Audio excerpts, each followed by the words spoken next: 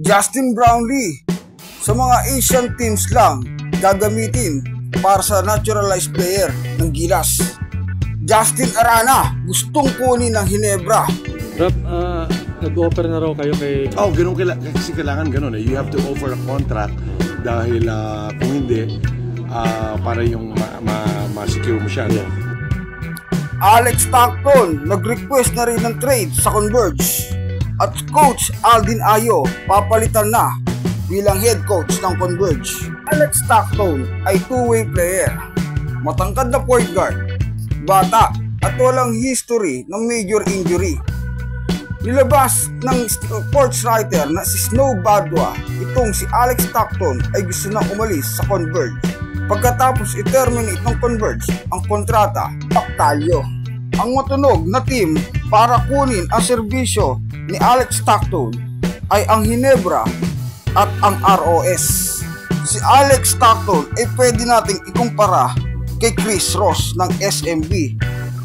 Mas magaling nga lang sa shooting ang percentage ni Stockton kumpara kay Ross nung kaidaran niya ito. Pero mas pure point guard at high IQ naman itong si Chris Ross. Isa pa nilang pagkakatulad, magaling silang dalawa sa mind games. At Coach Aldin Ayo, papalitan na. Tila hindi na maganda o natutuwa ang Converge dahil sa sunod-sunod na pag-alis ng kanilang mga main guys. Sabi pa ng ilang fans, tila nag-iipon ng gwardya sa kanyang team si Ayo na nagiging weakness nila laban sa ibang team. Kaya maraming Converge fans na ang gusto na ring umalis o palitan si Aldin Ayo bilang head coach. At Justin Arana, may offer ang Ginebra. Nasa ikalawang taon pa lang si Arana sa liga at sa unang taon niya, siya naman talaga ay nakilala dahil sa solidong performance na nagpapatunay ang kanyang Rookie of the Year award. Interesado ang Ginebra kay Justin Arana. Patunayan, may inilatag na trade proposal ang Ginebra para kay Justin Arana. Rap, nag-offer na raw kayo kay... Ganun kasi kailangan ganun eh. You have to offer a contract dahil kung hindi, para yung ma-secure mo siya. Yeah.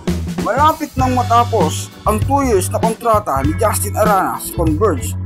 Posible di kaya naabangan ng Ginebra sa free agency itong si Justin Arana kagaya ng ginawa nila kay Maverick Ahamisi. At Justin Brownlee muling ipapakita ang galing sa Asian country bilang naturalized player ng Gilas na hahawakan ulit ni Coach Tim Cole. Ito ay mga Asian country na Chinese Taipei at Hong Kong sa darating na February 24 at 26. At umugong din ang balita na naghahanap na ang Gilas ng bagong naturalized player. Ang ibig bang sabihin nito, hindi pa rin nila i-consider si Justin Brownlee para maging import sa matataas na kompetisyon tulad ng World Cup at Olympics.